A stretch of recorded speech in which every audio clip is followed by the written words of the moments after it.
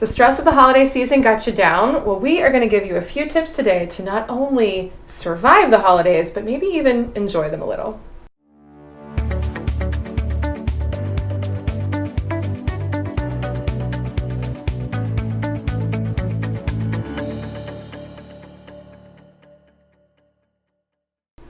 Hey everyone, it's Shelly from the Shelly Killinger Group at RE/MAX CSI. So today I'm sitting alongside Sandra Lane, who is a certified professional organizer. She's the founder of Organization Lane, which is an organization company here. You are a speaker, you have a book, you're an author, Ask the Organizer. You guys can find it on Amazon. Thank you so much for being here with us and taking the time.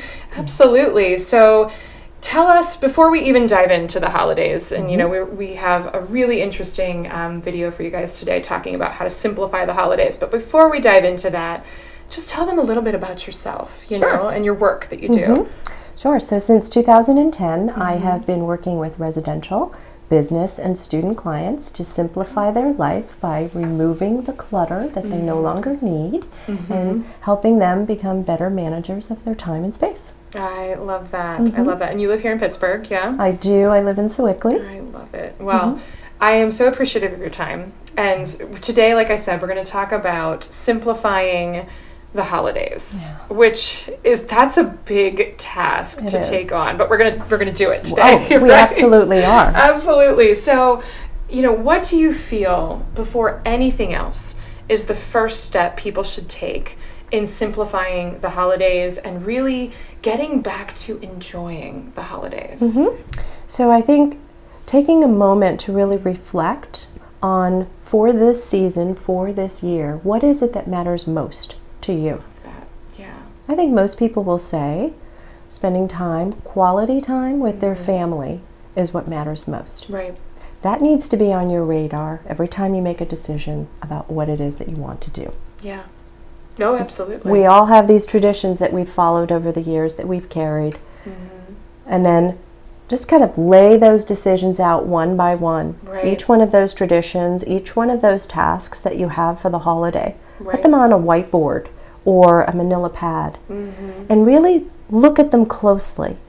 Is there something there that you could either cut back on or let go, prioritize in terms of remembering what your focus is for this year? Yeah. Spending time with family or whatever that is for every family will be different. And you can just scratch some from the list, or, you know, it could be Christmas cards, or you were saying Christmas cookies, or, you know, the 14 invites that you get to all of the holiday parties. You know, you're saying actually physically put those all in a list and then choose what you've got room for, and then pare down and put just those items on your calendar. Right. I love that. And I think it's really important to note, actually, that downtime should be in there. Maybe some recovery time, you know, where you just don't have anything on your calendar, and mark that in so that you're saying, okay, this afternoon we're not doing anything. We're just going to enjoy each other. You know, I think that's so important. That should go on the calendar too. If that is important to you, then maybe watching all those Christmas movies needs to actually get written in on the calendar so that nothing else gets put on top of it. Yeah. So because you know that's what will happen. Exactly. It'll get overwritten. Right. But I love that, just prioritizing and remembering what's most important to you. And like we were saying earlier, to some people Christmas cards are really important. To other people, maybe not. You know, and that could go to the wayside, you know? Oh, I love that. I can use myself as an example when it comes to Christmas cards. Can I do that? Yeah, absolutely. So I've had some years where I was able to get it done and years when I couldn't. And I had to make a choice.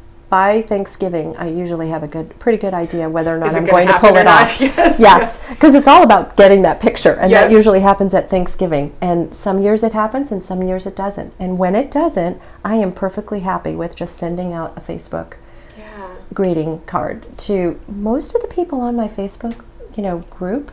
Are my family and friends that I would have sent a card to anyway. Right. And you're still touching them. Yes. You know, they're still hearing from you and getting your family update and all of that. So really, does it convey the same message anyway? That's what works for me. Right. I'm not saying that's an answer for everybody, but that's certainly something I came to terms with. I love that. Well, and just realizing what's important to you and what matters most. I love that. So I think it's really important. Part of your work that you do is helping people learn how to say no to things, and realizing that it's not selfish So tell us a little bit more about that. How do you get comfortable with that? Sure. So first off, saying no is something we have to deal with all year long, but during this time of the year, it is one, again, that we need to remember, what is our focus? Right. Is it, being with family, accepting this invitation, doing that? We are always going to get asked to do something. Right. And you have a couple of options here.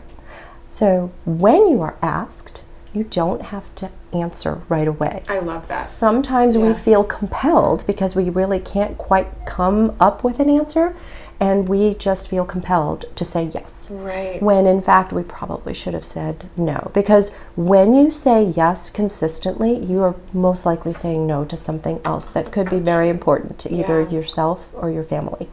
And what I like folks to get comfortable with is just telling folks when asked, hey, can you coach the soccer team? Hey, can you please make 10 dozen cookies for this Saturday? Weekend. I know. Exactly. I know. Can you just say, and again, this takes practice. Right. Let me please check my calendar. I want to talk to my husband, and I'll get back to you in 24 hours. I love that. Because you don't have to say no right then and there. You're not saying no, but you're also not saying yes. Right. And you have time to think about it. You have time to think about it and then get back to them. And then you can really clearly respond. Right. With sincerity and tact, and, not feel like you're cornered into saying yes. That's genius. Well, and all of those, holiday commitments that come up, or like you say, even the whole way around the year, you can just only choose what really matters most to you. And I love that. So saying no is not selfish. I think that's a really good thing to realize. It's absolutely not. It's a part of the whole goal of simplifying your day, your week, your season. So yes, it's necessary. It is necessary. I think another thing that so many people get caught up in, especially with the age of social media, where everything is so visible and everything's on Instagram and all of that, it's trying to make everything perfect. Trying to make sure that your kids get the perfect gifts, and trying to make sure your table is Instagram worthy, and you've got all the matching outfits in the family Christmas card photo. And how do we navigate through that a little bit, that perfectionism, So that could mean a couple of things. Maybe just disconnecting. If that is what motivates you, social media is what's moving you to try to keep up with the Joneses, then maybe disconnecting from that might not be such a bad idea. Absolutely. Right? But also just recognizing, again, what is it that's most important? Keeping up with the Joneses and having that perfect table setting, or enjoying time with your family, or whatever it is that you want to focus on most for this season. Oh my gosh, that's so true. Well, and we were talking about this earlier. I think it's just so important to realize that sometimes good is better than great. You so focused on putting on the perfect meal or the perfect photo, when good would have just been fine, and everyone would have enjoyed themselves, and you wouldn't have been worried about every single detail.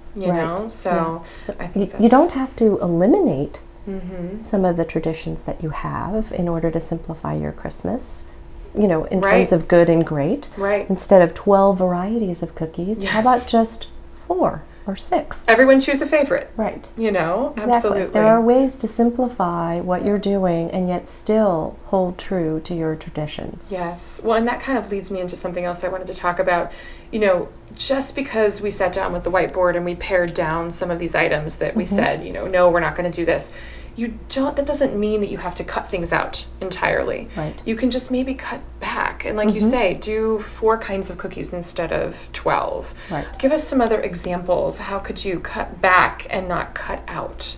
How about gifts? Oh you want to talk about that? Yes, let's talk about that. Because it becomes so overwhelming. Tell me your story. It does. So I can share my own story at home. Gift giving can be very overwhelming for kids, and sometimes really blow a budget for a family. So why go there if you don't have to? Absolutely. There are options available. Absolutely. So in our household, several years ago, we started, instead of giving gifts, doing a trip. And the only gift under the tree was the reveal of where we were going. Oh my gosh. Did they love it? It was the best Christmas ever. Yeah, it was the best Christmas ever. We took a 3-day cruise, and the kids got to swim with dolphins, and it was so fun. Oh my gosh. A life, long memory that they will have forever, and you can't put that in a package and wrap it with a bow. And after that first year we did that trip, we realized, darn, we can't really afford to do that every single year. So now what are we going to do? Right. So, but we really didn't want to go back to the overwhelm of an excessive amount of presents. And several years ago I read an article, I don't know where the origination of it came from, but it's called the 4-gift rule. And I'm trying to share the message of the 4-gift rule with as many people as I can. But the idea here is that each member in the family gets 4 gifts. A gift for something to wear, something they need, something they want, and something to read. Each gift is very meaningful to the person who's receiving it because there's only 4.